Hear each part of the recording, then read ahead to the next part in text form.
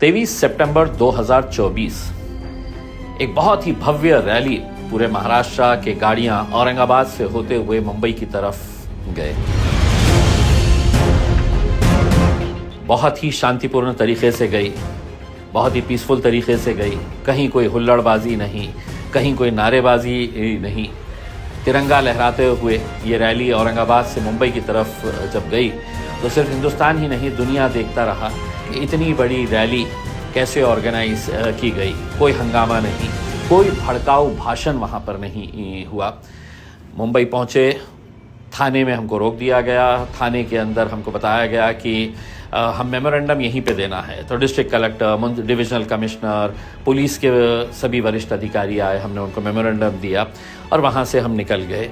वहाँ से निकल जाने के बाद सभी लोग अपने अपने घर की तरफ चले गए और उसके बाद खेल शुरू हुआ मीडिया का।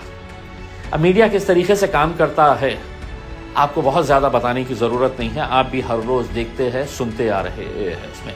लेकिन इस पर्टिकुलर हमारी जो रैली के ताल्लुक से जो रिपोर्टिंग की गई है, मुझे बताना बहुत ज़रूरी समझता हूँ और आप भी समझ जाइएगा कि कितना घटिया खेल ये मीडिया खेलती है, सिर्फ अपने न्यूज़ को सेंसेशनलाइज करने के लिए, लोगों को अपनी तरफ आकर्षित करने के लिए, और झूठ का कैसा सहारा लिया जाता है। अब मैं उदाहरण आपको देता हूँ रिपब्लिक हिंदी चैनल का। जी हाँ, रिपब्लिक हिंदी चैनल, इन्होंने रात में अपने प्राइम टाइम के अंदर एक बड़ी भड़काऊ न्यूज़ से शुरुआत की कि इतनी बड़ी रैली निकली है करके, और उनका एंकर भागते हुए आया अंदर और आते ही बताया कि कैसे लाठीचार्ज किया गया था करके।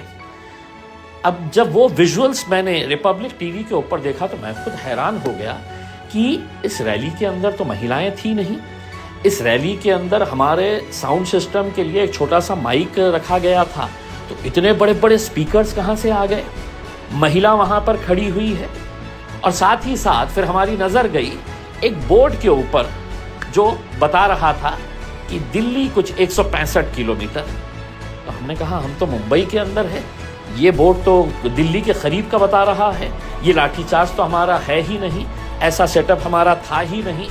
तो लेकिन वो रिपब्लिक हिंदी चैनल ने बखूबी उसको शुरुआत के अंदर ही चलाया और वो जो रिपोर्टर थे बड़े जोश के अंदर बता रहे थे कि कैसा लाठियों से भूना गया है करके।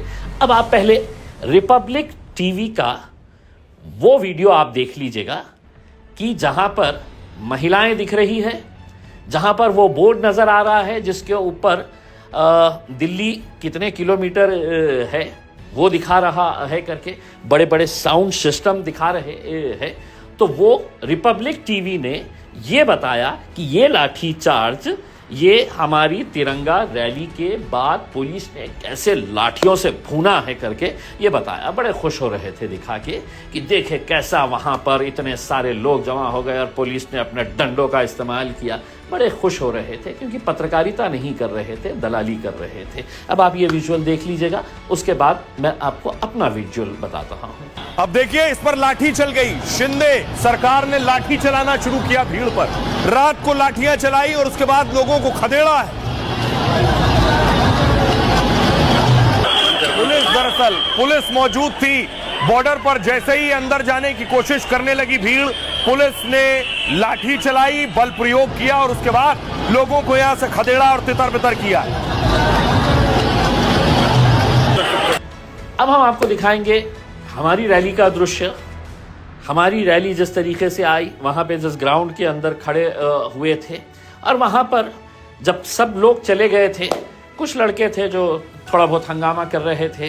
पुलिस वालों ने मारे नहीं डंडे, लेकिन लोगों को वहां से भगाया और बहुत कम लोग बचे हुए थे जब पुलिस वहां से भगा रही थी।